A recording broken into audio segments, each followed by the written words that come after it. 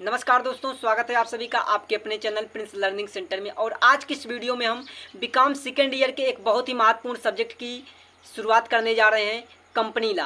अगर आप company law की कंप्लीट तैयारी करना चाहते हैं तो आप हमारे चैनल से जुड़कर कंपनी लॉ की कंप्लीट तैयारी कर सकते हैं। कंपनी लॉ की यह वीडियो सीरीज स्टार्ट होने जा रही है, जिसकी आज यह पहली वीडियो है। और आज की इस पहली वीडियो में हम बात करने वाले हैं कंपनी क्या होती है और इसकी परिभाषा क्या होती है। कई सारे राइटर हैं जिन्होंने कंपनी की परिभाषा दी है, जैसे कि लॉर्ड मार्शल हो गए, हैने हो गए। तो इनके अनुसार कंपनी की परिभाषा क्या है, कंपनी क्या होती है, तो आज की इस वीडियो में इन्हीं टॉपिक्स को हम कवर करने वाले हैं। तो वीडियो पसंद आती है तो वीडियो को लाइक शेयर ज़रूर कीजिएगा। चैनल पर पहली बार है तो चैनल को सब्सक्राइब कर लीजिए ताकि आने वाली वीडियो का नोटिफिकेशन आपको मिलता रहे। वीडियो आपको कैसी लगी कमेंट बॉक्स में अपनी राय जरूर दीजिए। तो बात करें कंपनी की, तो कंपनी का अर्थ क्या होता है। सबसे पहले कंपनी का अर्थ जानते हैं। तो कंपनी का अर्थ, कंपनी एक वैधानिक एवं अदृश्य कृत्रिम व्यक्ति है। कंपनी क्या होती है, एक वैधानिक लीगल प्रोसेस होता है, एक लीगल होता है और एक वैधानिक अदृश्य कृत्रिम व्यक्ति, अर्थात कंपनी हमें दिखाई नहीं देती है, जिसका समामेलन कंपनी अधिनियम के अंतर्गत किसी विशेष उद्देश्य के लिए होता है। देखिए, कंपनी एक वैधानिक अदृश्य कृत्रिम व्यक्ति है जिसका समामेलन कंपनी अधिनियम के अंतर्गत किसी विशेष उद्देश्य के लिए होता है। कंपनी का निर्माण किस लिए किया जाता है, किसी एक विशेष उद्देश्य के लिए किया जाता है। कोई एक विशेष उद्देश्य होता है, कोई एक नया प्रोडक्शन करने के लिए ही कंपनी का निर्माण किया जाता है। ठीक, विशेष उद्देश्य के लिए किया जाता है, जिसका अस्तित्व सदस्यों के अस्तित्व से पृथक होता है। कंपनी का अस्तित्व जो होता है, कंपनी की स्वयं की जो वैल्यू होती है, अस्तित्व होता है, वो वहाँ पर काम करने वाले, कंपनी में जो वर्कर करते हैं, कंपनी में जो काम करते हैं, सदस्य जो होते हैं कंपनी में, उनके अस्तित्व से अलग होता है। अर्थात कंपनी का अस्तित्व और वहाँ पर काम करने वाले सदस्य का अस्तित्व भिन्न भिन्न होता है। तो जिसका अस्तित्व सदस्यों के अस्तित्व से पृथक हो एवं अस्थायी होता है। कंपनी का अस्तित्व क्या होता है, एक अस्थायी अस्तित्व होता है, जिसकी एक सार्वमुद्रा होती है। कंपनी जो होती है उसकी एक अपनी एक सार्वमुद्रा होती है तथा सदस्यों का दायित्व सामान्यतः सीमित होता है। सदस्यों का दायित्व जो होता है सामान्यतः सीमित होता है, कंपनी कहलाती है, तथा सदस्यों का दायित्व सामान्यतः सीमित होता है, कंपनी कहलाती है। तो कंपनी ओवरऑल क्या होता है, कंपनी एक कृत्रिम क्या है, कंपनी एक वैधानिक कृत्रिम व्यक्ति है जिसका अस्तित्व क्या होता है, कंपनी एक वैधानिक कृत्रिम व्यक्ति अदृश्य कृत्रिम व्यक्ति है जिसका समामेलन कंपनी अधिनियम के अंतर्गत किसी विशेष उद्देश्य के लिए किया जाता है, जिसका अस्तित्व सदस्यों से पृथक एवं अस्थायी होता है, जिसकी एक सार्वमुद्रा होती है तथा सदस्यों का दायित्व सामान्यतः सीमित होता है, कंपनी कहलाती है। तो कंपनी क्या होती है, कंपनी एक वैधानिक होती है, मतलब लीगल प्रोसेस होता है इसका। ठीक, अदृश्य कृत्रिम व्यक्ति है, मतलब एक व्यक्ति, एक कृत्रिम मतलब आर्टिफिशियल, मानव द्वारा बनाई जाती है। कंपनी क्या होती है, मनुष्य द्वारा ही बनाई जाती है। तो कृत्रिम अदृश्य व्यक्ति है जिसका समामेलन क्या होता है, कंपनी एक्ट द्वारा होता है। कंपनी एक्ट कौन सा एक्ट होता है, कंपनी का एक्ट, जैसे कि आप सभी लोग जानते हैं कंपनी अधिनियम। कंपनी अधिनियम 2013 चालू होता है। ठीक, कंपनी अधिनियम 2013 के अंतर्गत ही किसी भी कंपनी का, चाहे वो प्राइवेट कंपनी हो, पब्लिक कंपनी हो, वन पर्सन कंपनी हो, कोई भी कंपनी हो, इसका समय मेलन जो होता है, रजिस्ट्रेशन जो होता है कंपनी अधिनियम 2013 के अंतर्गत ही होता है। ठीक, तो कोई भी कंपनी, ठीक, कोई भी कंपनी जो होती है उसका जो रजिस्ट्रेशन होता है कंपनी अधिनियम 2013 के अंतर्गत होता है, जो किसी एक विशेष उद्देश्य के लिए होता है, जिसका अस्तित्व सदस्यों से पृथक होता है। मतलब जो वहाँ पर काम करते हैं सदस्य जो होते हैं, कंपनी जो होते हैं, इनका क्या होता है, अस्तित्व अलग अलग होता है। इसका अस्तित्व, कंपनी का अस्तित्व एक अस्थायी होता है। और यहाँ पर जो काम करते हैं वर्कर, इनका जो दायित्व होता है सामान्यतः सीमित होता है। ठीक, सीमित दायित्व वाले कंपनी होती है सामान्यतः, ऐसा नहीं है कि केवल सीमित दायित्व वाली कंपनियां होती हैं, असीमित दायित्व वाली भी कंपनियां होती हैं। तो ये होता है कंपनी का अर्थ होता है कंपनी क्या होती है। अब आइए देख लेते हैं कंपनी की परिभाषाएं। कई सारे राइटर हुए हैं और वे राइटर कंपनी की क्या परिभाषा देते हैं उसको भी जान लेते हैं। तो कंपनी की परिभाषा क्या है, कंपनी के राइटर जो हैं, कई सारे राइटर हैं, वे कंपनी की परिभाषा क्या देते हैं। तो सबसे पहले एक राइटर है हमारे, भारतीय कंपनी अधिनियम 2013 द्वारा दी गई परिभाषा। एक तो परिभाषा हम पहले जान लेते हैं कि कंपनी अधिनियम, जो कंपनी अधिनियम 2013 है, ये क्या परिभाषा दे रही, इसके अनुसार परिभाषा क्या है कंपनी की, इसको सबसे पहले समझ लेते हैं, उसके बाद राइटर की परिभाषा देखते हैं। तो कंपनी अधिनियम जो परिभाषा देती है वो कह रही है, भारतीय कंपनी अधिनियम 2013 की धारा 2 उपधारा 20 के अनुसार अब यहाँ से जान लीजिए एक बहुत ही महत्वपूर्ण पॉइंट है कि कंपनी अधिनियम 2013 की धारा 2 उपधारा 20 के अनुसार, मतलब कंपनी किस धारा में है, धारा 2 उपधारा 20 से तात्पर्य है कंपनी का, ठीक, कंपनी एक्ट 2013 से। कंपनी विधान द्वारा निर्मित एक कृत्रिम व्यक्ति है।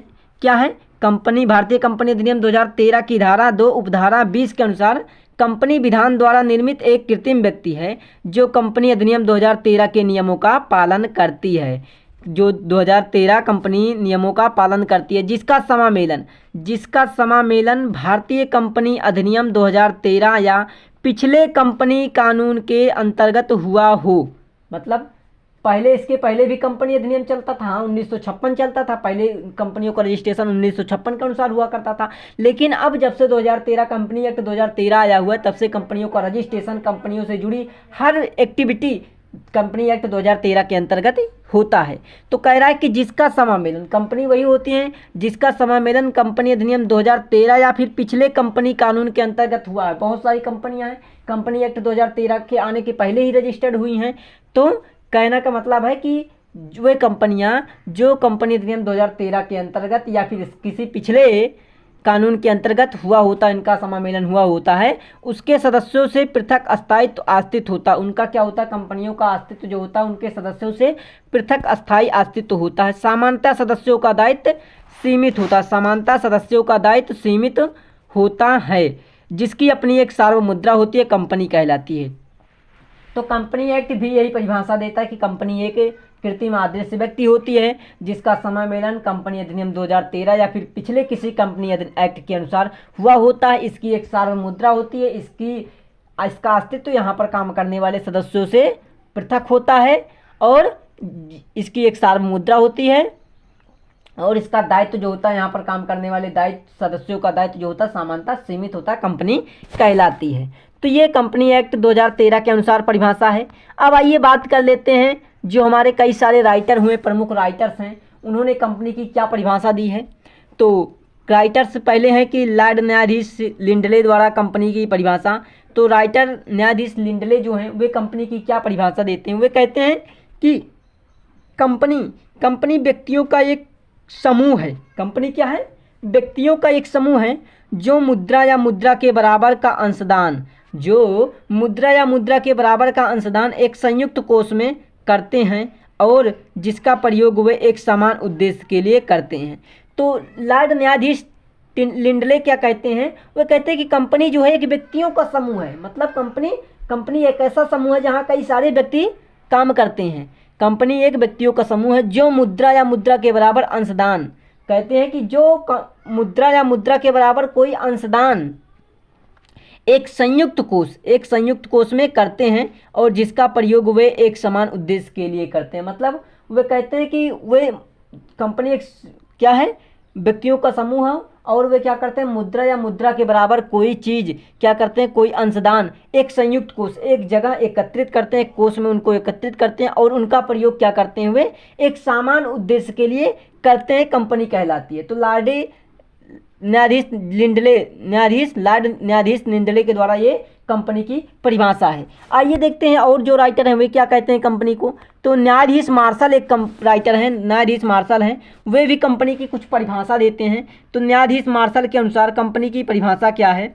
वे कहते हैं कि संयुक्त पूंजी क्या है? संयुक्त पूंजी कंपनी एक कृत्रिम अदृश्य तथा अमूर्त संस्था है। कह रहे हैं कि संयुक्त पूंजी कंपनी एक कृत्रिम अदृश्य अमूर्त संस्था है जिसका वैधानिक अस्तित्व होता है। वैधानिक मतलब लीगल अस्तित्व होता है, लीगल वैल्यू होती है और जो विधान द्वारा निर्मित होती है। जो विधान द्वारा मतलब एक नियम कानून द्वारा निर्मित होती है। कानून की उत्पत्ति होने के कारण मतलब कंपनी की कानून से उत्पत्ति होने के कारण इसके पास वही संपत्ति होती है जो इसे जन्म देने वाला कानून इसे स्पष्ट रूप से प्रदान करता है।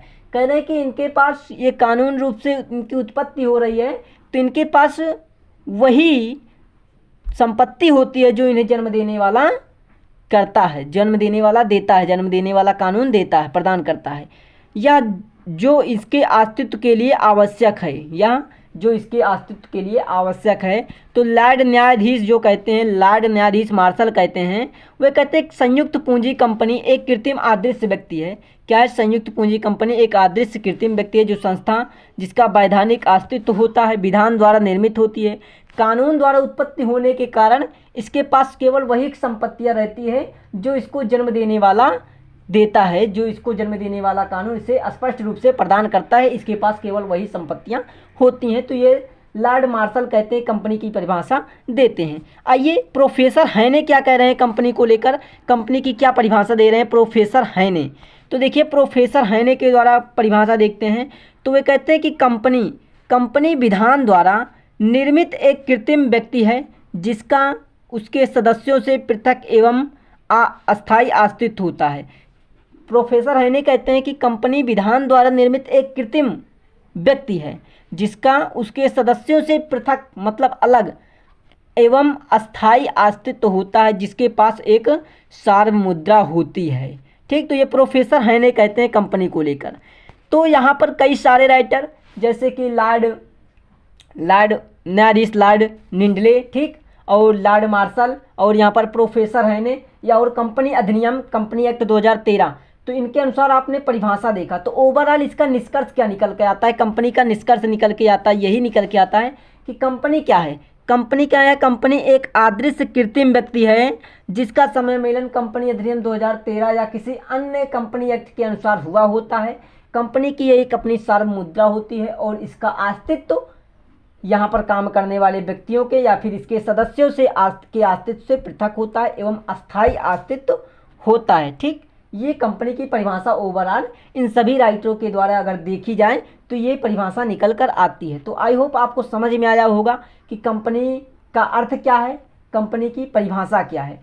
तो आज की इस वीडियो में हमने देखा कि कंपनी का अर्थ क्या होता है, कंपनी की परिभाषा क्या होती है। बहुत ही महत्वपूर्ण टॉपिक्स है, तो इसको बहुत अच्छे से आपको तैयार कर लेना है।